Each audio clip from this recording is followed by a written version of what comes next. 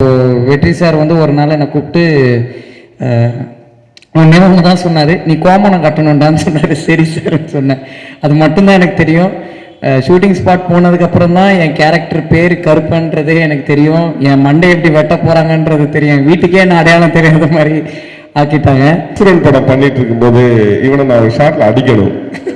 அப்போ மாஸ்டர் நான் 2 தடவை அடித்தேன். மாஸ்டர் சொன்னார் இப்படியே அடிச்சுக்கிட்டே இருக்கணும். ஆனால் அசுரன் படத்தில் நீங்கள் அடிச்சப்போ கைதட்டு வந்தது. நான் இவன் அடிக்கிறது ஒரே ஷாட்டில் முடிச்சிருங்க அப்படின்னு சொன்னார். இவன்கிட்ட கேட்டேன், அண்ணே அடித்து ஒரே ஷாட்டில் முடிச்சிருங்க அப்படின்னா ஓங்கி அச்சல்ல 2 சுற்றி அடி நல்லா விழுந்துருச்சு. 2 சுற்றி பொத்துன்னு கீழே விழுந்தான். அப்போ சொன்னான், அண்ணே உங்கள் பசங்களாம் நீ அடிக்காதண்ணே வீட்டில் அப்படின்னா, தயவு செய்து அடிச்சிடாதண்ணே அப்படின்னா. ஆக்சுவலாக முதல்ல 2 வாட்டி அடிக்கிற மாதிரி பண்ணிட்டு இருந்தாரு. பீட்ரெயின் சார் தான் மாஸ்டரு. என்னம்மா அண்ணே அவனை அடிக்காம என்ன பண்ணின்னு சொல்லிட்டு என்னை அடிக்கிற மாதிரி இவருக்கு நடிச்சு காமிச்சாரு சார். 5 முடி கையில் வந்துருச்சு அப்படின்னு. இந்த மாதிரி என்னன்னா, தம்பி ஒரே அடி வாங்கிக்க கம்முன்னு, இல்லைன்னா அவர் வந்து சொல்லித்தரேன்னு இன்னும் இருக்கிற முடியெல்லாம் பிடிக்க நான் அடிச்சிருக்கேன். அந்த அடிச்சதுக்கப்புறம் தான். பட் ஒரு சிறப்பான ஒரு பாத்திரத்தை வந்து தமிழ்நாட்டில் மறக்க முடியாத ஒரு பாத்திரமாக கருப்பன் கேரக்டர் வந்து நம்மளுக்கு உருவாக்கி கொடுத்துருக்கிறாரு. இப்போ பார்த்தாலும் கொஞ்சம் பயமாக தான் இருக்குது. கையில் ஏதாவது கருவால் எடுத்து வந்திருக்காரா அப்படிங்கிற மாதிரி அந்த அந்த ஆக்ரோஷத்தையும் அந்த கோபத்தையும் இன்னும் சொல்ல போனால் அந்த உடல் மொழியை வந்து அவர் வெளிப்படுத்தியிருந்தார். அந்த அந்த அந்த சமயத்தில் இருந்த ஒரு விவசாய போராளி, கூலியாக வேலை செய்த ஒருவன் அந்த விடுதலை ஆகணும்னு நினைக்கக்கூடிய அவருடைய கோபம், ஆக்ரோஷம், விடுதலை உணர்ச்சியை வந்து அந்த படத்தில் நீங்கள் எந்த காட்சியில் பார்த்தாலும் அதை வந்து வெளிப்படுத்திட்டே இருப்பார். அவ்வளோ அற்புதமான ஒரு நடிப்பை வந்து வெளிப்படுத்தியிருக்கிறாரு. அவர் ரொம்ப அதிகமான படம் பண்ணலனாலும் கூட இத்தனை ஒரு சிறிய அனுபவத்தில் கூட இவ்வளவு முதிர்ச்சியான ஒரு நடிப்பாற்றலை வெளிப்படுத்தியிருக்கிறாரு. கருப்பன் கேரக்டர் வந்து நான் மறக்க முடியாத ஒரு கேரக்டர். அவருக்கு எனது வாழ்த்துக்களை தெரிவித்துக் கொள்கின்றேன். அவரும் இந்த படத்தை கேரக்டர் பற்றி அவர் பேசுவார். அடுத்து நான் இயக்குனர் தமிழ். நிஜமாக பார்த்தாலே கொஞ்சம் பயமாக தான் இருக்கிற மாதிரி. இன்னும் அந்த ஒரு என்ன சொல்றது, ஒரு காவல்துறையில் எப்படி இருப்பாங்க, எப்படி நடப்பாங்க, எப்படி நிற்பாங்க, எப்படி பேசுவாங்க, எப்படி யோசிப்பாங்க, அது எப்படி கொண்டு வந்தாங்கன்றது தெரியல. அது அவர்கிட்ட தான் கேட்கணும். அது வந்து அந்த என்ன சொல்றது, அந்த நடிப்பும் அதில் ரொம்ப முக்கியமாக நான் பார்த்தது வந்து அந்த திரை படத்தில் அந்த காவல்துறை அதிகாரிகளாக ஒரு வந்து என்ன சொல்றது, சிவிலியன்கள்லாம் இல்லாத ஒரு மலை பிரதேசத்துக்குள்ளார வேட்டையாட போகக்கூடியவங்க எடுக்கக்கூடிய சுதந்திரமான முடிவுகள் எப்படியெல்லாம் பயங்கரமானதாக இருக்குது, எப்படியெல்லாம் பழிவாங்குகின்ற உணர்ச்சியாக இருக்கிறது, அதையெல்லாம் வந்து நம்ம வந்து அவர் வந்து ரொம்ப என்ன சொல்றது, நம்ம அந்த படத்தோட இறுக்கி நம்மளை வந்து நிறுத்தியிருப்பாரு. அந்த அவர் நடிப்புலையும் அவரோட அந்த ஒரு பக்கம் வந்து அந்த காவலர்கள் இடத்துல ஆளுமையை வெளிப்படுத்துவதும், ஈவிரக்கம் இல்லாமல் வந்து போராளிகளை கையாளுவதும், உயரதிகாரிகளிடத்துல எப்படி அந்த உறவை வளர்த்துக்குவதும், அந்த 3 டிஃப்ரெண்டான ஒரு பர்ஃபார்மன்ஸ் வந்து அவர் வந்து ரொம்ப அழகாக வெளிப்படுத்தியிருந்தார். அவருடைய டானாக்காரன் பற்றி ஒரு விவாதத்தை நாங்கள் செய்யணும்னு நினச்சிட்டு இருந்தோம். ஒரு நிச்சயமாக ஒரு நாள் செய்வோம். அது எங்களுக்கு 3 பேருக்கும் வந்து நாங்கள் வந்து ஒரு வெளியிலிருந்து திரைப்படத்தை பார்த்துருக்குறோம். திரைப்படத்திற்குள்ளாக எப்படி இருந்தது, எப்படி அந்த கேரக்டர் எமர்ஜ் ஆச்சு அப்படிங்கிறதெல்லாம் அவங்க கிட்ட தான் நாங்கள் தெரிஞ்சுக்கணும்னு நினைக்கிறோம். நாங்கள் குறிப்பாக வந்து சொல் பேச்சு கேளாத சிதம்பரத்தில் இருந்து வாத்தியாருக்கே பாடம் எடுக்கிற கருப்பனா வந்து டிராவல் ஆகிறது இருக்கு இல்லையா, பெரிய அசுர வளர்ச்சி ஆக்சுவலி. அது வந்து எப்படி நேர்ந்ததுங்கிறது கொஞ்சம் சொல்லுங்க. எல்லாருக்கும் வணக்கம். இது மாதிரி கொஞ்சம் நர்வஸாக இருக்குது, ரொம்ப சந்தோஷமாக இருக்குது. இப்படி ஒரு ஸ்டேஜில் இவங்க எல்லாருக்கூடையும் உட்கார்றது நான் பெரிய பிளெஸிங்காக நினைக்கிறேன். அண்ட் இதில் குரூப்பில் டூப்பு நான் ஒருத்தன் தான். அவங்க பேசுனதெல்லாம் எனக்கு கொஞ்சம் ரொம்பலாம் தெரியாது. எனக்கு படத்தை பற்றி லைக் இந்த படத்தில் வேலை செஞ்சது அதை பற்றிலாம் மட்டும்தான் தெரியும். என்னுடைய லைஃப்பில் வந்து இந்த படம் வந்து ரொம்ப முக்கியமான ஒரு படமாக மாறினதுக்கு நான் வெற்றிமாறன் சாருக்கு இந்த ஸ்டேஜில் நான் ஒரு பெரிய தேங்க் பண்ணிக்கிறேன். ரொம்ப சந்தோஷமாக இருக்குது. அண்டு ப்ரெஸ், மீடியா அண்ணன் உங்கள் எல்லாருக்கும் ரொம்ப தேங்க்ஸ். நான் நேற்றுலேருந்து எனக்கு நிறைய பேர் கால் பண்ணி ரொம்ப விஷ் பண்ணாங்க. அது எனக்கு ரொம்ப சந்தோஷமாக இருந்துச்சு. இந்த படத்தில் முக்கியமாக ப்ரெஸ் அண்ணாக்கள் நிறைய பேர் இந்த ரிவ்யூஸாக இருக்கட்டும் எல்லாத்துலேயுமே நான் ரொம்ப மென்ஷன் பண்ணது எனக்கு ரொம்ப சந்தோஷமான விஷயம். என் குடும்பத்தில் எல்லாருமே உங்களுக்கு நன்றி சொல்கிறோம். Thank you so much. அதுக்காக இந்த படம் எனக்கு என் லைஃப்பில் வந்து இது நான் எக்ஸ்பெக்டே பண்ணாமல் நடந்தது. நான் ஒரு அசிஸ்டன்ட் டேரக்டராக ஒர்க் பண்ணிவிட்டு சுற்றிக்கிட்டு இருந்தேன். அப்போது வெற்றி சார் வந்து ஒரு நாள் என்னை கூப்பிட்டு ஒன்று தான் சொன்னார், நீ கோமணம் கட்டணுண்டான்னு சொன்னார். சரி சார்ன்னு சொன்னேன். அது மட்டும்தான் எனக்கு தெரியும். ஷூட்டிங் ஸ்பாட் போனதுக்கப்புறம் தான் என் கேரக்டர் பேர் கருப்பன்றதே எனக்கு தெரியும். என் மண்டை எப்படி வெட்ட போகிறாங்கன்றது தெரியும். வீட்டுக்கே நான் அடையாளம் தெரியாத மாதிரி ஆக்கிட்டாங்க. பட் ஒரு நாளுமே இந்த படத்தில் நான் ஒர்க் பண்ணப்போ டியூரிங் திஸ் மூவி எனக்கு ஃப்ராக்சர் ஆச்சு, ரிப் ஃப்ராக்சர் ஆச்சு. அது ஒரு ஏன்னா அங்கே அந்த சேரும் சகதியமாக இருந்ததுனால ரொம்ப வழுக்குச்சு, யாருக்குமே ஒரு கிரிப்பே இல்லை. அந்த ஃபைட்டில் வந்து எனக்கு ஒரு ஃப்ராக்சர் ஆச்சு. பட் அந்த நிமிஷம் நான் எங்கள் அப்பா கிட்ட வந்து இந்த மாதிரி ஆச்சுன்னு சொன்னப்போ, கவலைப்படாத, தேட்டரில் கத்தும் போது அது தெரியாதுன்னு சொன்னார். அது உண்மையிலே எனக்கு நேற்று ரொம்ப ஃபீல் ஆச்சு. அது ரொம்ப சந்தோஷமாக இருந்துச்சு. அதுக்காக நான் எல்லாருக்கும் நன்றி சொல்கிறேன். இந்த படத்தில் கருப்பனா என்னை வந்து நான் பண்ண இந்த கேரக்டர் அண்ட் என்னை மொத்தமாக மாற்றினது என் இயக்குனர் வெற்றிமாறன் சார் தான். அவர் தான் எனக்கு எல்லாமே சொல்லி கொடுத்தாரு. அண்ணன் சொன்ன மாதிரி சிதம்பரமாக இருந்த எனக்கு கருப்பை மாதிரி ஒன்று வருன்றதே எனக்கு இந்த படத்தில் பண்ணதுக்கப்புறம் தான் தெரியும். ஏன்னா நான் ஆக்சுவல் சிதம்பரம் தான் எங்கள் அப்பாவை கேட்டால் தெரியும், ரொம்ப திட்டுவார் என்ன. அப்படி தான் சுற்றிட்டு இருந்தேன்.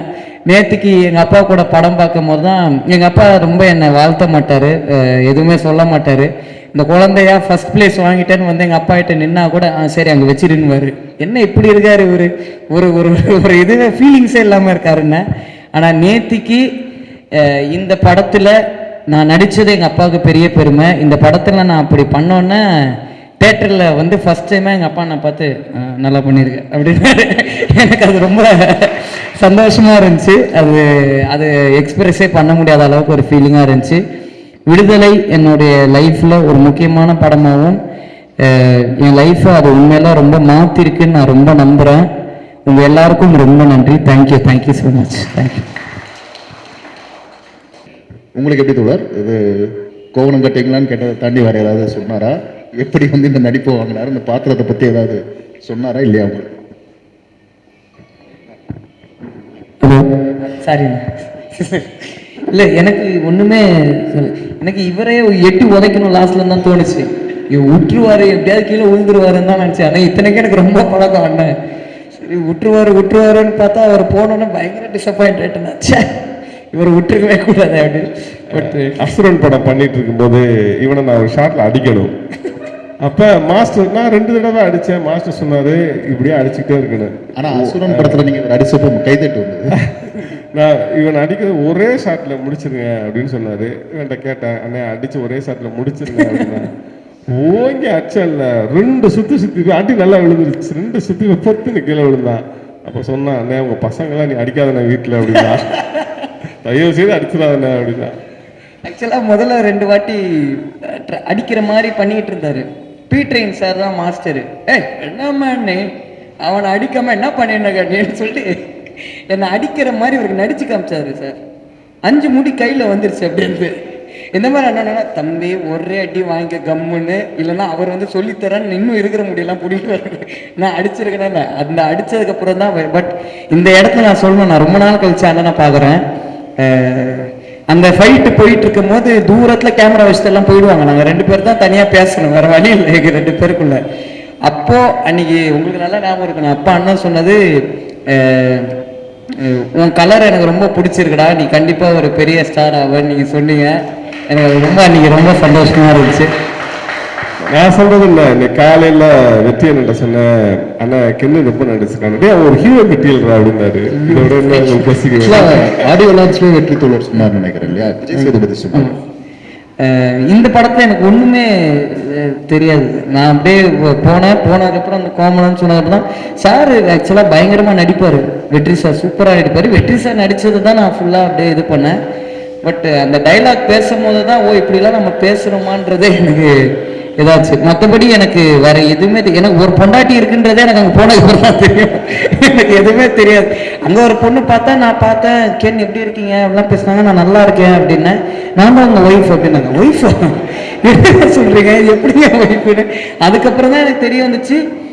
எனக்கு சின்ன வயசுலேயே அந்த காலத்துல கல்யாணம் நடந்துடும் தெரியும், அவ்வளோ சின்ன வயசுல நடந்துன்னு தெரியாது. நான் ரொம்ப ஷாக் ஆயிட்டேன் அதை பார்த்துட்டு. அதுக்கப்புறம் தான் அதெல்லாம் நடந்து நடிக்க நடிக்க நடிக்க தான் கதை தெரிஞ்சது. டப்பிங் பண்ணதுக்கு அப்புறம் தான் என் கேரக்டர் என்னன்னு எனக்கு தெரிஞ்சது. இதுதான் ஆக்சுவல். அந்த என்டையர் சீக்வன்ஸும் படத்துல வரும்னு நினைச்சீங்களா, எதிர்பார்த்தீங்களா? நான் படத்துல வந்தா போதும் நினைச்சேன். ஏன்னா இது நம்ம இது கதையே கிடையாது, இது வாத்தியாருடைய கதை. நம்ம ஒரு பார்ட்டா அதுல வரோம். எடிட்ல போயிட போகுது, நம்ம இவ்வளோ அடி வாங்கியிருக்கோமே கண்டிப்பாக நம்ம. ஏன்னா லாஸ்ட் இயர் வரைக்கும் சார் படத்துல எனிடே என்ன வேணாலும் நடக்கும், அதனால நம்ம எதையுமே ப்ரெடிக்ட் பண்ண முடியாது. பட் சார் வந்து இந்த ஃபைட் சீக்வன்ஸ் ஒரு 15 நாள் போச்சு. ஏன்னா கிளைமேட்டும் செட் ஆகல, ரொம்ப மழை, அந்த இடத்துல பாம்பு தேள் எல்லாம் நிறைய வரும். நான் நடிச்சுக்கிட்டு இருந்தேன், அந்த பொண்ணு கிட்ட நடிச்சுக்கிட்டு இந்த கிணத்துல இருந்து அந்த பொண்ணை வெளில கூட்டிட்டு வருவேன். வந்துட்டு முடிச்சுட்டு திரும்பி போனோம். நாங்க உக்காந்து இந்த இடத்துல பாம்பு இருந்திருக்கு, இவங்க யாரும் சொல்லவே இல்லை. நாங்க போயிட்டு வரும்போது சார் ரீடேக் போவானா சார் அப்படின்னாங்க. ஏன் அப்படின்னா அங்க பாம்பு இருக்கு சார் அப்படின்னா. ஐயோ அந்த மாதிரி ரொம்ப டிஃபிகல்ட்டான இடமா இருந்துச்சு. அப்போ இந்த ஃபைட்டு போயிட்டே இருக்கும் போது ஒரு டைம்ல வந்து ஆக்சுவலா நிறைய ஃபைட்டு குறைஞ்சிருக்கு டியூரேஷனுக்காக. அப்போ சார் சொன்னாரு, கவலைப்படாத நாளைக்கு முடிஞ்சிடும் அப்படின்னாரு. நான் சொன்னேன், நான் லைட்டா சிரிச்சேன், வாயில வருதுல முடிச்சிருங்கன்னு, நான் சொல்ல முடியாம இருக்கலன்னாரு. பட் எவ்ரி டைம் நீங்க சொன்ன மாதிரி இந்த ஃபைட்டு வந்து சார் சின்ன வயசுல வந்து இந்த கண்ணாடி முன்னாடி வந்து ஒரு படம் பார்த்துட்டு பவர் ரேஞ்சர்ஸ்லாம் பார்த்துட்டு வந்து அந்த மாதிரி சண்டை போட்டு பார்த்து நம்மளே நம்ம மாசா பிஜிஎம் பாடிக்கிட்டு சுத்திட்டு இருந்த பையன் தான். உண்மையில எனக்கு ஒரு பிஜிஎம் இருக்கு, எனக்கு ஒரு ஃபைட் இருக்குன்றதெல்லாம் நான் பார்க்கும்போது எனக்கு ஒரு ட்ரீம் மாதிரி இருந்துச்சு அது ஃப்ரேம்ல. ஸோ அங்கே நடிச்சுக்கிட்டு இருக்கும் போது எனக்கு ஒரே ஒரு ஆசை வந்து இது தேட்டரில் எப்போ வரும்ன்றதான் என்னுடைய பெரிய எக்ஸ்பெக்டேஷனாக இருந்துச்சு. அது நடந்துச்சு. ஹாப்பி. நான் ஒரு கேள்வி, இப்போ நீங்கள் சிட்டிலே வளர்ந்தவங்க இல்லையா, கிராமப்புற வாழ்க்கை பெரிய அனுபவம்லாம் இருந்திருக்காது. இந்த படம் இப்போ பார்த்துருப்பீங்க, கடைசி வெர்ஷன் பார்த்துட்டீங்க இல்லையா, லேட்டஸ்ட் வெர்ஷன் பார்த்துருக்கீங்க. இந்த படத்தை பார்த்ததுக்கப்புறம், ஏன்னா நீங்கள் ஒரு யங் ஜென்ரேஷன், நீங்கள் ஒரு பார்வையாளராக அந்த படத்தில் எதெல்லாம் உங்களுக்கு புதுசாக இருந்தது, எதெல்லாம் வந்து நீங்கள் இப்படிலாம் இருந்திருக்குமா, இப்படி நடந்திருக்குமா, அல்லது இப்படிதான் இருக்குமா அப்படின்னு நீங்கள் எதை தெரிஞ்சுக்கிட்டீங்க இந்த படத்தில் அப்படின்னு உங்களால் சொல்ல முடியுமா? இந்த இல்லை சார், வில்லேஜ் வந்து எங்கள் அப்பா எப்போவுமே சின்ன வயசுலேருந்து அது எங்கள் அப்பா எனக்கு எப்போவுமே சொல்லியிருக்காரு. அவர் வாழ்க்கை, அவர் வந்தது, அவர் எப்படி வந்தார், அந்த வில்லேஜ் எல்லாம் எப்படி. பட் இந்த பர்டிகுலர் படம் எனக்கு படமாகவே ரொம்ப இந்த மாதிரி விஷயங்கள் ரொம்ப புதுசாக தான் இருந்துச்சு. இந்த அந்த லீடர் பற்றினது, வாத்தியார்ன்ற கேரக்டர் பற்றினது, என்னுடைய கேரக்டர் அப்போ அந்த ஊர் எப்படி இருந்துச்சு, அங்கே எப்படி என்னென்னலாம் நடந்திருக்கு அந்த டைம்லன்றது. அதுக்கப்புறம் நீங்கள் சொன்ன மாதிரி அந்த நான் எதையுமே பார்த்ததில்லை, எல்லாம் நம்ம படமாக பார்க்குறது தான். அந்த போலீஸ் பேசிக்கிறது அண்ட் வந்து அந்த பாதை அவங்க போவாங்கல்ல காட்டுக்குள்ளே கூட்டிட்டு, அந்த மாதிரிலாம் அவங்க போவாங்கன்றது. ஏன்னா இந்த மாதிரி கதைகள் எங்கள் அப்பா படிப்பார், எங்கள் அப்பா இல்லை சிலது எனக்கு சொல்லுவார் கதைகளாக, இப்படிலாம் வாழ்ந்திருக்காங்க, இப்படிலாம் இருந்தாங்க. நேற்றுக்கு கூட படம் பார்க்கும்போது அப்பா சொன்னதான், பாரு நம்ம படமாக பார்க்கும்போது ஈஸியாக இருக்குது, பட் இப்படி ஒருத்தவங்க உண்மையில வாழ்ந்துருக்காங்க பாரு, அவங்க எப்படி இதுவாக இருக்குன்றதான். ஸோ எனக்கு அது படமாகவே எனக்கு ரொம்ப புதுசாக இருந்துச்சு, எனக்கு உண்மையில நியூ.